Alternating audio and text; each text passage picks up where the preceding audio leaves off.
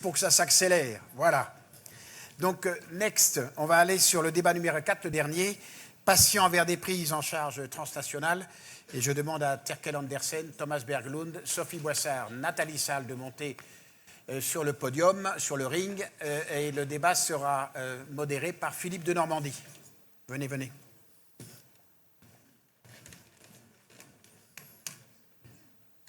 Voilà, tu es là. Parfait. Parfait. Et il y a une vidéo.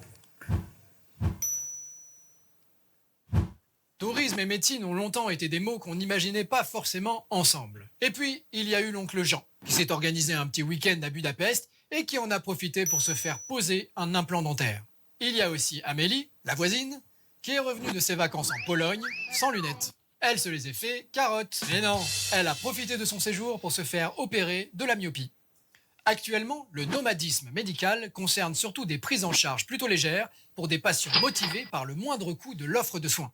Mais demain, qui ne cherchera pas le meilleur hôpital européen pour une greffe de rein, la pose d'une prothèse de hanche ou même la prise en charge de son cancer ou tout autre problème médical? Il y en a plein. Peut-être même verra-t-on émerger des pôles d'excellence européens pour chaque discipline. On ne sait pas.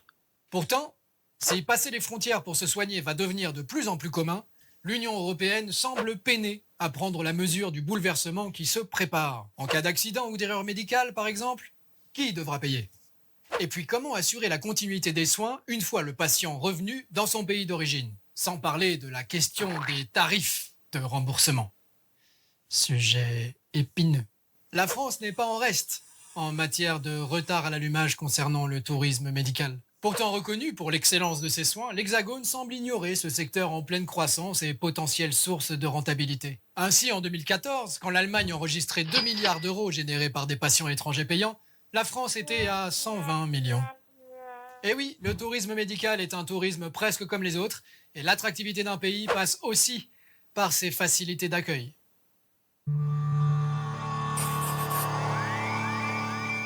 Bonjour.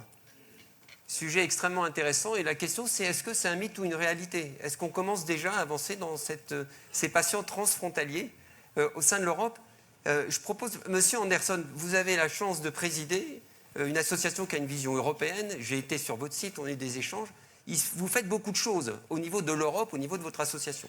Et donc, j'imagine, vu tous les documents que vous avez mis à la disposition des potentiellement patients de maladies rares sur comment on peut aller circuler en Europe, vous devez affluer sous les demandes de patients pour aller se promener d'un centre à l'autre. Est-ce que c'est finalement une vraie réalité ou c'est beaucoup plus compliqué que ça? Je peux seulement parler des maladies rares. Mais en ce qui concerne les maladies rares, il n'y a aucun doute que la directive de 2011 a été vraiment un progrès énorme pour nous.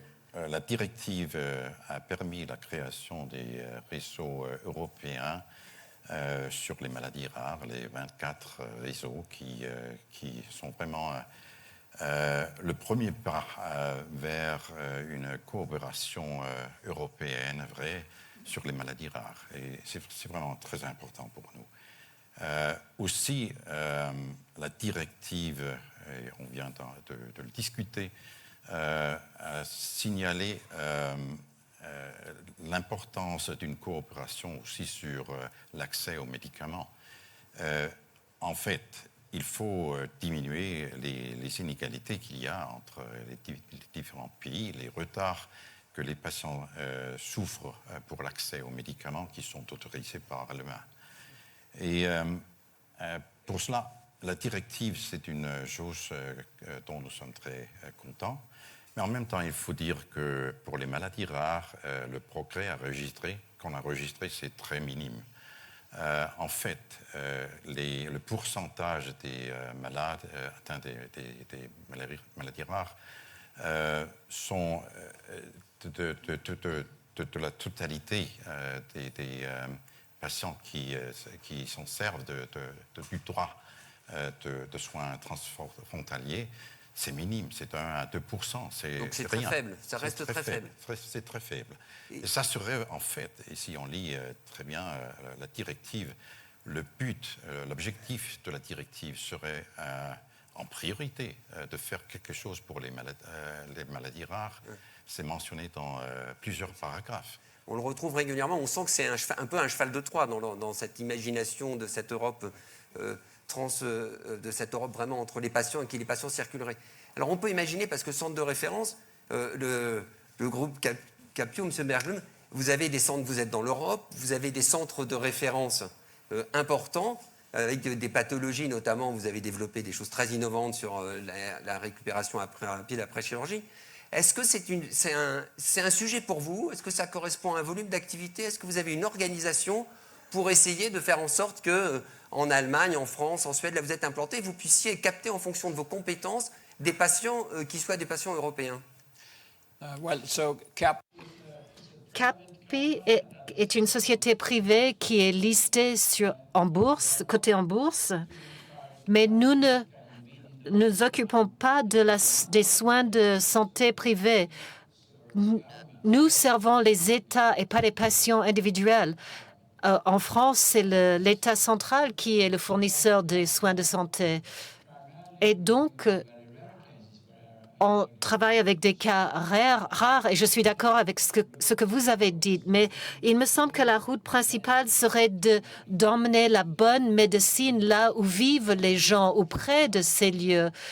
Et vous devez, si vous avez besoin d'une intervention sérieuse, vous prenez un avion, vous êtes traité et vous reprenez un avion. Pour l'instant, c'est pour les riches, mais pas pour tout le monde. Alors, que pouvons-nous faire? Oui, nous avons des patients internationaux. Je dirais que c'est plus international dans la zone scandinave parce que nous nous comprenons dans nos différentes langues. C'est facile pour se comprendre. Il y a moins de patients qui arrivent de régions plus lointaines. Est-ce qu'on transfère les médecins et les infirmières entre pays? Ça arrive très peu, mais un petit peu. Mais encore une fois, qu'on a des manières plus efficaces pour partager des connaissances, et nous pensons l'avoir démontré dans les pays nordiques, entre les pays nordiques et la France. Madame Boissard, vous avez des activités à la fois de SSR, donc forcément liées éventuellement à vos activités de MCO. Vous avez des activités également en EHPAD, en résidence-service, et donc là, ça concerne plutôt les personnes âgées avec le problème des retraités. Donc vous devez avoir ça doit se développer cette activité, où ça reste encore également, on a l'impression, un peu pin-ups. Alors là, je dois dire exactement la même chose en fait que M. Berglund, y compris pour le type de patient que Corian accompagne. Donc Corian, c'est France, Allemagne, Belgique, Italie, l'Europe de l'Ouest. 250 000 personnes prises en charge chaque année, essentiellement plus de 80 ans, polypathologiques, maladies chroniques, donc un accompagnement d'au moins un mois à plusieurs années. Et exactement comme pour le soin, je dirais, primaire, c'est d'abord la proximité qui compte et la prise en charge financière, puisque nous ne sommes pas, nous, un opérateur dédié aux soins des plus riches privés, on est vraiment un opérateur de proximité. Donc moi, j'ai vraiment cherché dans mes 250 000 patients combien j'avais qui pouvaient répondre à ce portrait robot, et en fait, c'est extrêmement faible. J'ai éventuellement des transfrontaliers, c'est-à-dire des personnes qui, en France, vont choisir d'aller dans un établissement pour personnes âgées en Wallonie, donc, parce qu'ils vont y trouver, d'abord c'est la même langue, le facteur langue est très important, et qu'il y a des problèmes de place, de disponibilité et aussi d'ailleurs de financement.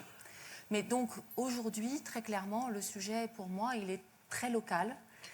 Éventuellement, j'ai du transrégional, c'est déjà un grand pas en Italie que d'avoir des filières d'adressage d'une région à l'autre, mais absolument très très minoritairement des flux intra-européens. Et il n'y a pas d'impact du fait qu'on parle de plus en plus de ces retraités qui se déplacent d'un pays pour prendre leur retraite dans un autre. Pour le moment, il n'y a pas l'impact qui peut sur, entre guillemets, le champ des personnes âgées et de la gériatrie. Alors, je vois deux choses. D'abord, il y a très clairement des personnes valides, en forme, qui n'ont pas d'attache, qui choisissent, lorsqu'elles sont en forme, d'aller s'installer dans des pays ensoleillés et où d'ailleurs le niveau de vie est moins élevé. Donc en fait, ça ne correspond pas aujourd'hui aux zones dans lesquelles nous sommes actifs, qui sont vraiment des pays à peu près avec le même niveau de vie d'Europe de l'Ouest. Et puis il y a un deuxième cas où là, je pense, au-delà des maladies rares, où il y a une vraie pertinence à avoir des filières au niveau européen, qui sont des cas de réhabilitation pour des personnes post-AVC, locomoteurs, neurologiques, où on se rend compte qu'effectivement, être au soleil, dans des conditions climatiques favorables, peut accélérer la réhabilitation. Donc là, il y a des filières aujourd'hui qui se développent vers le sud de la France, vers l'Espagne, vers l'Italie.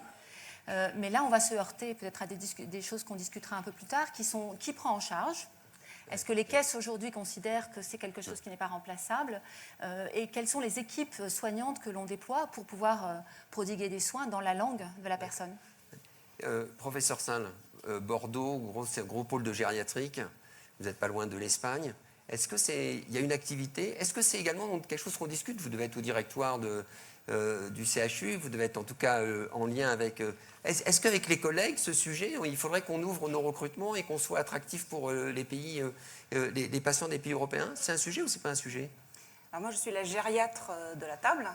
Donc je soigne des personnes âgées malades et malheureusement assez souvent en perte d'autonomie. On parlera peut-être tout à l'heure de la prévention. Et j'ai la chance de vivre dans une région où le parcours patient veut dire quelque chose. On est très entouré par la direction du CHU de Bordeaux qui croit à nos projets et par la région qui le croit également.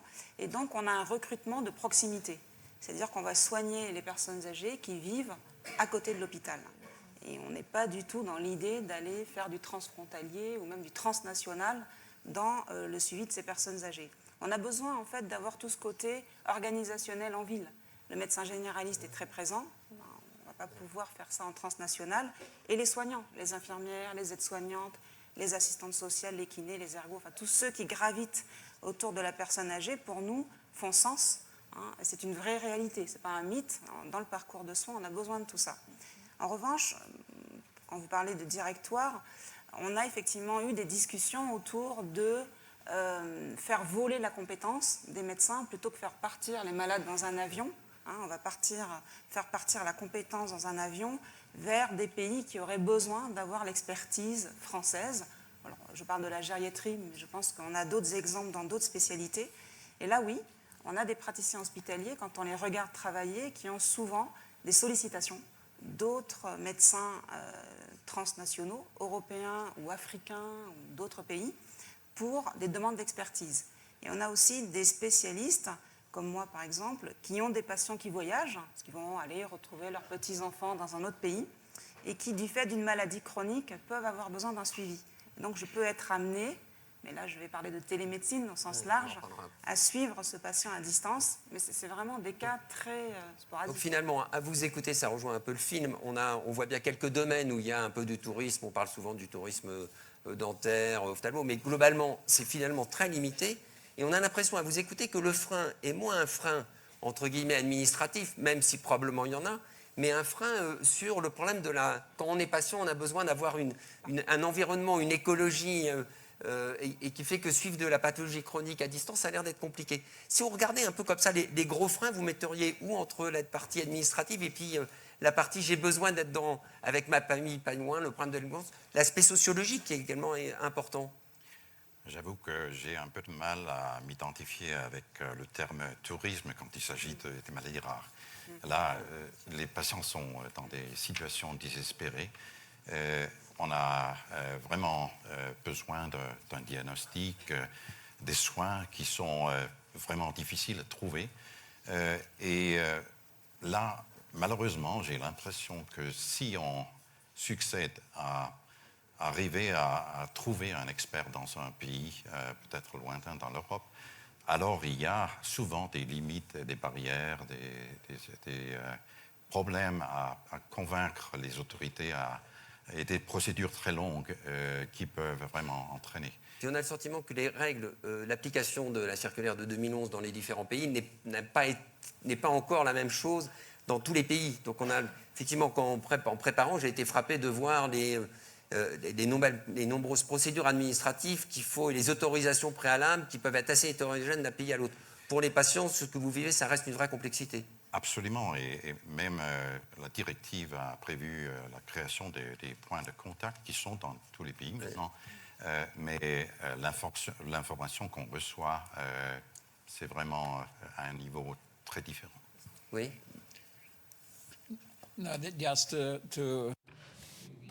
Je souhaiterais vous provoquer un petit peu la raison qu'on irait dans un autre pays pour une intervention simple.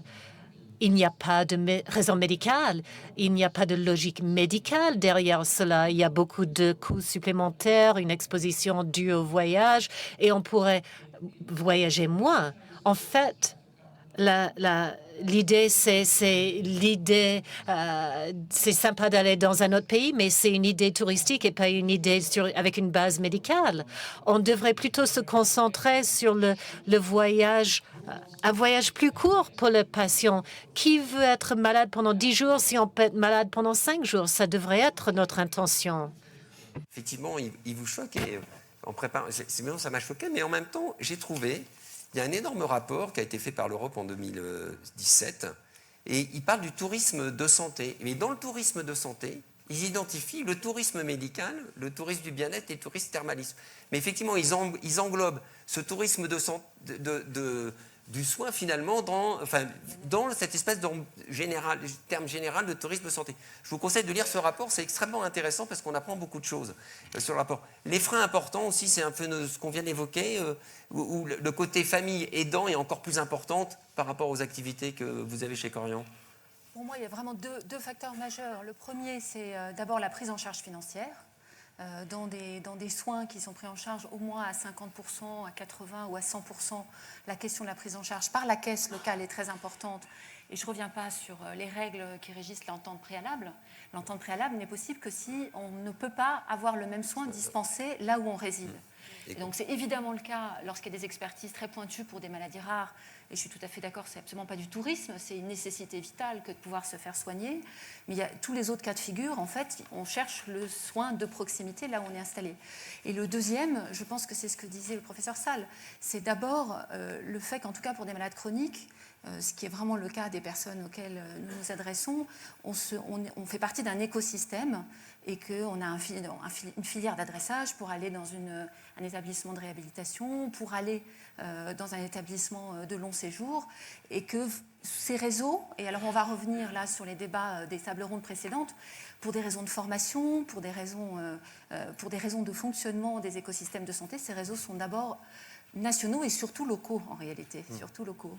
Et est-ce qu'il n'y a pas également un problème au niveau de la pratique? Parce qu'on voit bien ces freins, et en même temps, en écoutant les autres tables rondes, et juste celle d'avant, on voit bien qu'il peut y avoir des vrais problèmes de pratique qui peuvent être différentes. Et donc, suivi d'une pathologie chronique, si on peut avoir des pratiques différentes à un moment donné de l'histoire de la pathologie, est-ce que ce n'est pas un blocage important? Et ça m'amenait à poser la question, professeur, est-ce que dans vos congrès, notamment les congrès européens, il y a une vraie réflexion sur ces homogénéités de pratiques au service du patient et au service notamment de la mobilité du patient? Et est-ce qu'on peut construire une Europe de la santé de façon efficace, on en parle depuis ce matin, sans qu'on se réinterroge très fortement sur la capacité d'avoir des pratiques qui soient plus homogènes entre nos différents pays? Alors, on a la chance en gériatrie d'avoir une grande cohérence dans la prise en charge des personnes âgées en Europe et même au niveau international. On utilise en gériatrie beaucoup d'échelles pour évaluer la personne âgée et ces échelles sont internationales. Tous les pays les ont traduites dans leur langue et elles sont toutes identiques, ce qui nous permet de comparer les données de la littérature et de travailler ensemble. Dans les organisations de parcours, on se rapproche aussi les uns des autres. On travaille beaucoup dans les congrès européens à se comparer et à essayer de trouver le meilleur système. On a par exemple une école européenne en Suisse, à Sion, dans le Valais, qui nous permet de nous réunir et tous les gériatres passent par cette école, ça dure 2 années, pour pouvoir justement échanger autour des pratiques européennes. Donc on a vraiment en gériatrie, par rapport à d'autres spécialités, fait l'effort de travailler de la même façon, avec les mêmes outils. Alors après, c'est vrai que si on visite certains pays, on voit qu'au final, on n'a pas les mêmes résultats. Si on compare les services de médecine gériatrique italiens, finlandais, français ou allemands, on n'a pas du tout les mêmes résultats en pratique, mais on évalue de la même manière les personnes et on a la même cible, prévenir la dépendance, prévenir la iatrogénie, éviter l'hospitalisation non programmée. Ça, on a tous les mêmes objectifs. Donc on se rejoint sur ça. Oui. Je pense que c'est un point important. Il faut comprendre quel sera le résultat des choses que nous faisons. Au moins aujourd'hui, on a débattu plus sur les données dont nous ne disposons pas. Et en fait, beaucoup de pays européens ne mesurent pas les résultats de différents traitements pour différents pronostics. Je pense que c'est une activité clé qu'il faudrait démarrer.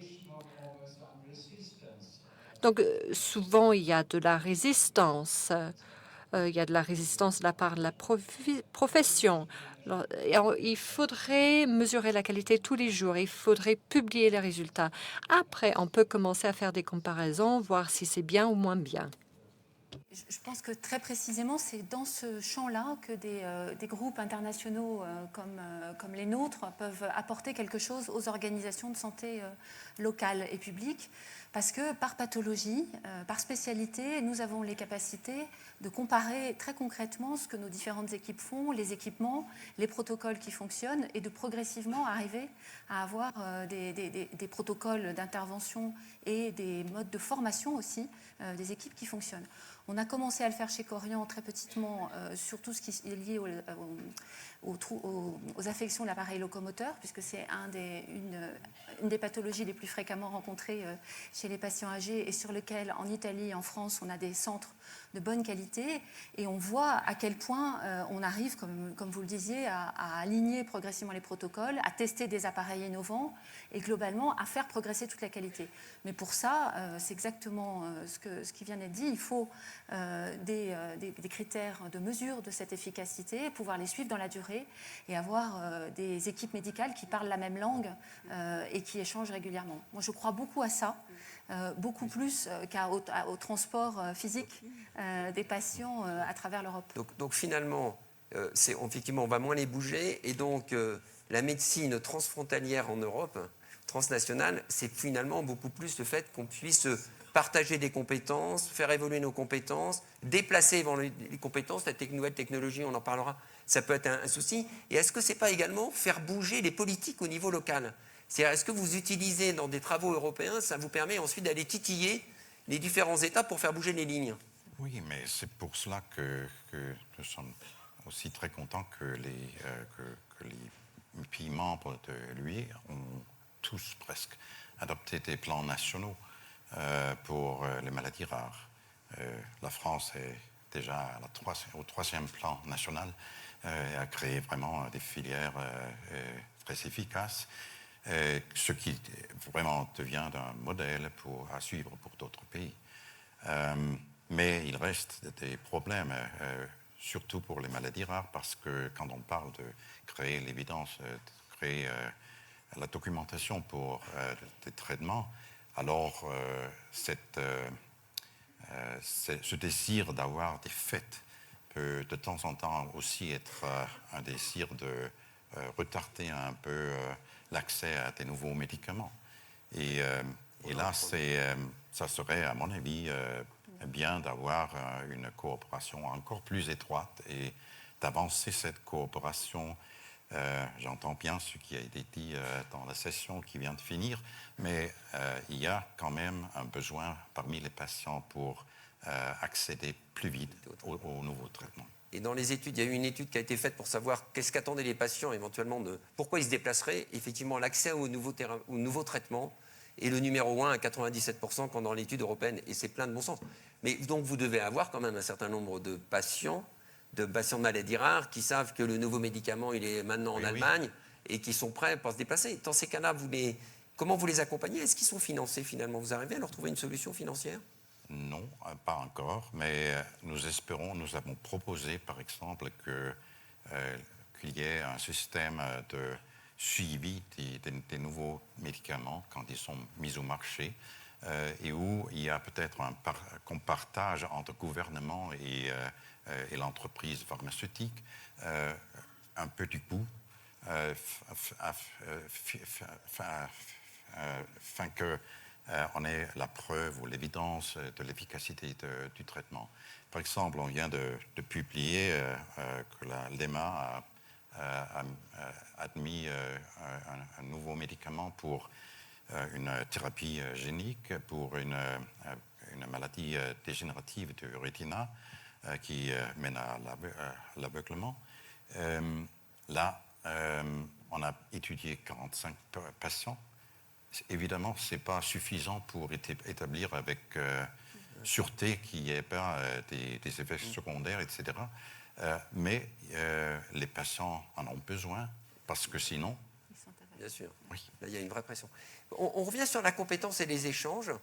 Vous avez beaucoup d'échanges entre vos 5-6 pays pour justement essayer de pouvoir plus déplacer et renforcer les compétences de chacun des pays, finalement, parce que derrière, c'est donner pour chaque population la possibilité d'avoir accès à une médecine de qualité dans chacun des pays. Donc vous avez une organisation entre vos pays en termes d'échanges, de formation. Comment ça se passe? Absolutely. That's very important. Absolument, c'est très important. C'est ce qu'on veut dire lorsqu'on parle de déplacer les connaissances plutôt que les patients. Surtout entre la France et les pays nordiques, il y a eu énormément d'échanges au cours des 5-6 dernières années. Et je pense que cela a impacté le développement de l'activité des patients sur le marché français, mais il y a des temps de traitement plus courts aujourd'hui.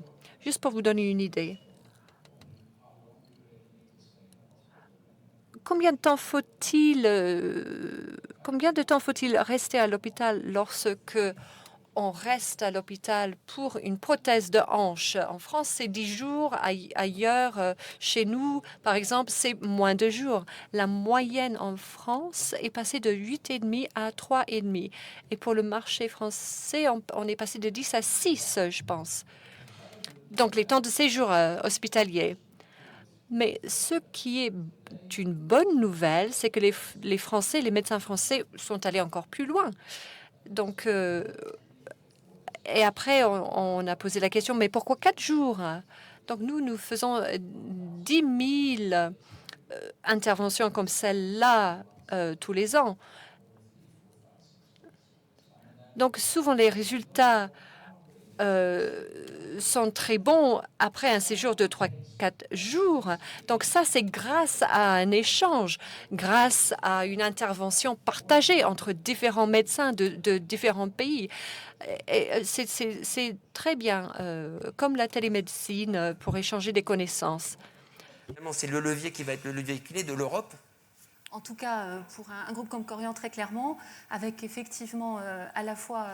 je regarde la médecine ambulatoire, les traitements ambulatoires, l'hospitalisation de jour, sur laquelle la France est notoirement en retard. En 2 ans, on a doublé notre activité d'hospitalisation de jour en prenant modèle sur ce que les Italiens avaient fait bien avant nous. C'est exactement sur les mêmes types d'affections. Le deuxième levier, c'est les programmes de recherche conjoints. Et ça, c'est une des raisons pour lesquelles, avec la Fondation Corian que vous connaissez, on sélectionne avec un comité scientifique qui associe les différents patrons médicaux des différents pays des champs de recherche sur lesquels vraiment on va pouvoir faire la différence et déployer et le généraliser. Et puis le troisième levier, c'est la formation, avec effectivement un système d'académie interne et qui permet d'aller, une fois que les protocoles sont stabilisés, d'aller les déployer en fait à l'échelle des 4 pays. Donc oui, c'est absolument à travers les soignants, et pas seulement à travers les médecins, à travers la communauté des soignants, c'est vrai pour les paramédicaux, c'est vraiment à travers cela qu'on peut arriver à utiliser le meilleur de ce que l'offre médicale peut proposer en Europe, j'en suis sûre. Et est-ce que ça veut dire également que la technologie, demain, parce que vous allez bientôt être la présidente de la Fédération française ou de la Société française de télémédecine, est-ce que finalement, avec les nouvelles technologies, la télémédecine, c'est plus effectivement aux patients de se dépasser, mais c'est aux connaissances, aux expertises, finalement, d'aller vers le patient. On est un peu dans le aller vers, qui est complètement une modification des paradigmes de la santé que l'on a connus. Oui, je pense que la télémédecine va dépasser les frontières, va permettre de rompre ces barrières. Après, il va falloir juste répondre à plusieurs défis. On en a parlé ce matin, l'interopérabilité, les défis remboursement, etc. Les défis aussi des organisations médicales, des ordres, en fonction des pays avec lesquels on va travailler. Mais je pense que c'est un avenir certain de la télémédecine, où effectivement, comme on l'a bien dit, on ne va pas faire voyager le malade, mais faire voyager la compétence. Il y a des exemples déjà qui fonctionnent, ou ça reste encore un projet? C'est encore des projets. On a quelques exemples, mais hors Europe, avec l'Afrique, ou avec l'Asie, mais pas entre pays européens. Non, dans vos groupes, vous avez de la télémédecine? Vous connaissez des expériences? Mais la télémédecine va être intégrée dans les réseaux européens des références. Et comme ça, c'est absolument pour le futur. Et j'ai aucun doute que nous pouvons avancer dans ce chemin. De temps en temps, j'ai l'impression aussi des discussions de ce matin que nous parlons pas tellement d'une Europe de la santé, mais plutôt d'une Europe de la peur. Qu'on a un peu peur du futur, de tout ce qui s'offre pour nous comme citoyens européens. Nous vivons des temps très passionnants. Il y a des possibilités techniques, des progrès scientifiques, comme je viens de parler de la thérapie génique. Il faut en profiter. Il faut vraiment s'acharner à cultiver l'optimisme un peu dans la santé. Et en parlant de peur, quand je préparais, et dans le rapport qui a été fait au niveau de l'Europe, ils ont mis comme une des peurs et une des freins, mais qui favorise le déplacement des compétences, la transmission des infections nosocomiales. Et ils l'ont mis en gras comme étant un des freins au jour d'aujourd'hui qui apparaît entre les établissements et qui bloque un peu, entre guillemets, la fluidité du système. Les médias du Marc ont relayé un peu ce sujet, non? Je n'ai pas de réponse à cette question, mais ce sera encore plus intéressant d'utiliser la télémédecine. Alors, si on a peur de l'infection nosocomiale. C'est un vrai frein. Ce que je voulais redire sur la télémédecine, c'est que dans la Société française de télémédecine, on travaille aussi autour de référentiels. On est en train d'essayer de créer un référentiel de compétences et de formation qui sera déjà adapté à ce qui se passe en France. Mais ce qu'on souhaite, c'est notre cible, c'est que ce référentiel soit européen et qu'on puisse essayer de cadrer un petit peu ce qu'on demande finalement aux médecins, aux soignants dans le cadre de la télémédecine et comment on va les former. Parce que là, quand on parle ici de télémédecine, je peux vous dire que moi, quand j'en parle avec des médecins ou même des soignants en ville ou même avec mes parents, on est quand même très très perchés par rapport à ce qu'ils connaissent. Et il va falloir vraiment sensibiliser de la maternelle jusqu'en EHPAD toutes les personnes qui vont pouvoir utiliser Internet et se servir de cet outil pour pouvoir consulter à distance. Donc on voit bien qu'on est dans de l'avenir. Je voudrais revenir sur cette notion du tourisme, parce que ça rejoint une discussion qu'on a eue ce matin, qui était la prévention. Et dans ce tourisme de la santé, donc il y a le tourisme médical, et il y a énormément d'éléments dans ce rapport qui est extrêmement dense, qui dit que finalement, un des axes de l'Europe, c'est de pouvoir s'appuyer sur sa puissance du thermalisme, qui est un élément clé de la prévention dans le tourisme de santé. Et vous savez, quand vous voyez, par exemple, en France, la chaîne thermale du Soleil, de temps en temps, on se dit, ils ont des offres, enfin, je fais de la chirurgie à gage, c'est eux qui nous prennent nos patients en post-opératoire souvent, ou font les réévaluations des polios, etc. Et est-ce que ce tourisme, entre guillemets, du thermalisme, c'est un sujet qui vous dit quelque chose? Vous le voyez apparaître comme étant un axe de développement pour des groupes, ou finalement, ça reste un peu anecdotique, en tout cas complètement encore de la santé dans sa vision soin? Qui veut réagir? Pour moi, en tout cas, il est clair que certaines zones géographiques, mais c'est depuis la plus haute antiquité, se prêtent mieux au traitement, et notamment après une lourde affection ou après une opération. Ce n'est pas par hasard que tout le sud de l'Europe, depuis les Romains, est équipé de bains thermaux, et que quand il y a plus de soleil et que le climat est plus s'y prête, il y a des endroits où on guérit mieux qu'ailleurs. Donc je pense que cette offre-là, mais qui est en fait une offre médicale destinée à accélérer, et on revient sur ce qu'évoquait M. Berglund, qui est destinée à accélérer finalement et à permettre un meilleur bénéfice du traitement pour le patient. On est encore très loin de l'avoir complètement développé parce que les systèmes de financement, les réseaux d'adressage sont très locaux. Donc oui, il y a certainement des niches. Pardon de parler comme ça, mais il y a des niches, soit des affections très graves sur lesquelles il y a peu d'équipes spécialisées, sur lesquelles ça fait du sens de se déplacer. Il y a des niches pour des types de réhabilitation qui vont plus vite, qui sont plus agréables dans certaines conditions, et ça vaut la peine de le développer. Moi, je pense beaucoup à développer ça dans le sud de la France, en Italie, dans des climats qui s'y prêtent. Mais en aucun cas, ça va être l'offre dominante pour le tout venant des patients. Il nous reste 2 minutes. C'est passé très vite. Donc, ce que je vous propose, c'est que vous avez 30 secondes chacun pour faire une conclusion, notamment s'il y avait un vœu. Demain, il y a les élections. Finalement, c'est quoi le vœu pour favoriser cette santé et ces patients, et ces professionnels transnationaux?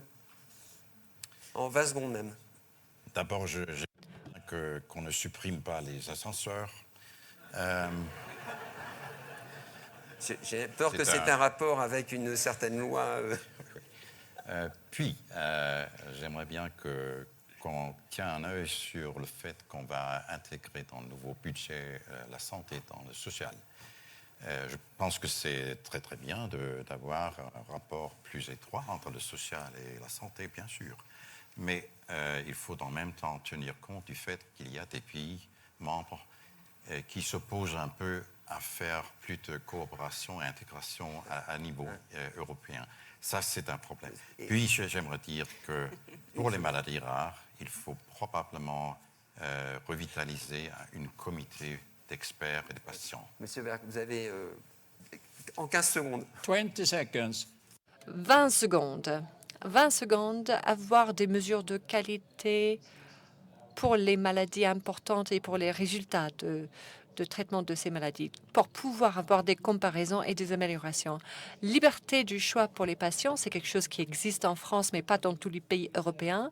Troisième point, fournir des soins de santé selon les réglementations. Enfin, avec la population qui vieillit en Europe, je pense que l'industrie hôtelière devrait continuer à s'en occuper et nous, il faudrait prendre l'argent qui reste au gouvernement pour traiter les autres. Systématique, un semestre ou une année d'études pour tous les apprentis professionnels de santé dans un autre pays de l'Union européenne. Oui. Une mesure. Moi, une mesure, rapidement, je ne reprends pas celle de mon voisin. Casser les barrières, télémédecine transfrontalière et s'occuper, plus que de l'espérance de vie, s'occuper de la prévention de la dépendance. Très bien. Merci beaucoup.